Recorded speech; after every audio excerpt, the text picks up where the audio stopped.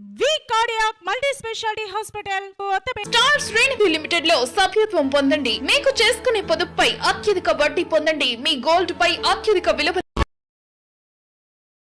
ఉగాది పండుగను పురస్కరించుకొని రాష్ట్ర ప్రభుత్వం అందించే ప్రతిష్టాత్మక కళారత్న ఉగాది పురస్కారాల మెమోంటోలను తెనాలికి చెందిన ప్రముఖ శిల్పులు కాటూరు వెంకటేశ్వరరావు ఆయన తనయుడు రవిచంద్ర అద్భుతంగా రూపొందించారు.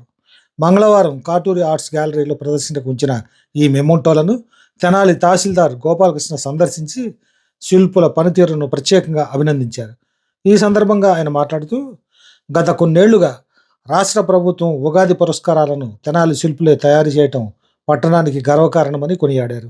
విజయవాడలోని స్వరాజ్ మైదాన్ డాక్టర్ బిఆర్ అంబేద్కర్ కళావేదికలో జరగనున్న ఉగాది వేడుకల్లో ముఖ్యమంత్రి నారా చంద్రబాబు నాయుడు చేతుల మీదుగా వివిధ రంగాల ప్రముఖులకు ఈ పురస్కారాలను అందజేయనున్నారని తెలిపారు.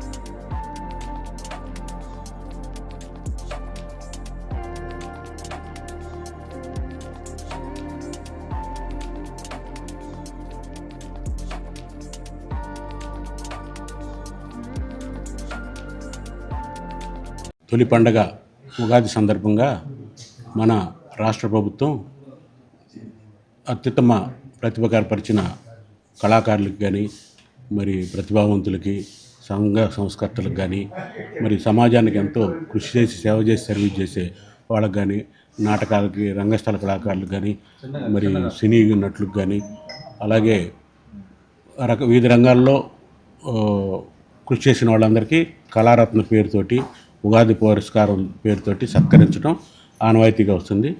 మన రెండు తెలుగు రాష్ట్రాలు విడిపోయినప్పుడు ఇంతకుముందు ఈ నమూనాలన్నింటినీ తెలంగాణలో తయారు చేసేవారు. రెండు తెలుగు రాష్ట్రాలు విడిపోయిన తర్వాత మరి మనం కూడా ఆంధ్రాలోనే చేపించాలి కాబట్టి ఎవరు ఈ పురస్కారాలు చేస్తారని చర్చ రాష్ట్ర సాంస్కృతిక శాఖలో వచ్చినప్పుడు ఎవరో వారు చేస్తారని మా గురించి డిపార్ట్మెంట్ వారికి చెప్తే వారు మాకు కబురు చేసి మరి ఇట్లా ఇంతకుముందు ఈ తెలంగాణలో తయారయ్యి మరి రాష్ట్రం విడిపోయిన తర్వాత అప్పుడు ఉన్న భావోద్వేగాలతో తెలంగాణలో చేపించే మాకు ఇష్టం లేదు కాబట్టి ఆంధ్రాలో చేసేవాళ్ళు కావాలి, మీరు చేయగలరా అయ్యి అంటే మేము చేస్తామని ముందుకు వచ్చాం. మరి అప్పటి నుంచి ఈ కళారత్న పురస్కారాలు మరి మేమే తయారు చేయడం జరుగుతుంది. మరి ఎంతోమంది నిష్ఠాతులకి ఇచ్చే ఇలాంటి పురస్కారాలని మేము తయారు చేయటం మేము అదృష్టంగా భావిస్తున్నాం. మరి తెలుగు తల్లి పురస్కారానికి ఒక తెలుగు తల్లి విగ్రహం, ఒక 10,000 నగదు గవర్నమెంట్ వారికి అందజేస్తుంది. అలాగే కళారత్న ఇచ్చే పురస్కారానికి ఒక మరి బ్రాస్ హంస, తర్వాత గోల్డ్ పెయింటింగ్తో చేసిన బ్రాస్ హంసని 50,000 నగదు గవర్నమెంటు మరి ఆ పురస్కారం పొందిన వాళ్ళకి ఇస్తుంది. గత సంవత్సరం నేను కూడా కళారత్న పురస్కారం తీసుకున్నాను. నేను స్టేజ్ మీదకి వెళ్ళి ఈ పురస్కారం తీసుకొని ఇలా తిరిగి చూస్తే కొన్ని వందల మంది ఈ కళారత్న పురస్కారాలు తెలుగు విగ్రహాలు పట్టుకొని ఉంటే నా జన్మ ధన్యమైంది కదా, ఇంతమంది గొప్ప వాళ్ళకి ఇచ్చే పురస్కారాలు మరి మా సంస్థ తయారు చేస్తున్నా కానీ నేను చాలా గర్వంగా ఫీల్ అయ్యాను, చాలా ఆనందంగా కూడా ఫీల్ అయ్యాను. అలాంటి అదృష్టం మరి మాకు దక్కింది, అదృష్టంగానే భావిస్తాం.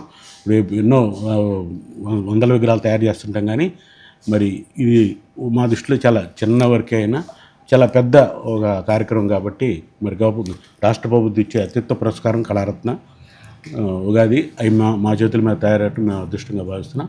మరి ఎల్లుండి ఈ పురస్కారాలని మరి వారి ఇచ్చే సందర్భంగా మేము ఈరోజు వారికి అందజేయమన్నారు. ఈ సందర్భంగా ఒకసారి ఈ కళారత్న పురస్కారాలని ఉగాది పురస్కారాలని తిలకించవలసిందిగా మన ఎంఆర్ఓ గోపాలకృష్ణ గారిని ఆహ్వానించడం జరిగింది. సీఎం గారి చేత స్వయంగా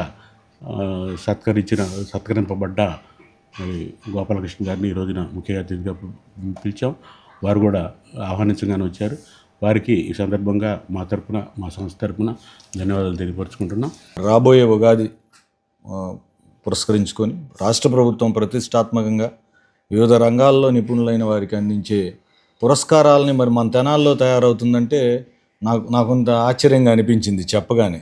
మన తెనాల్లో ఈ పురస్కారం కూడా మన దగ్గర తయారవుతుందని వారు చెప్పిన తర్వాత నిజంగానే ఒకసారి మరి ఇక్కడ పరిశీలించి ఎలా ఉంటుందో చూద్దాం అనిపించింది.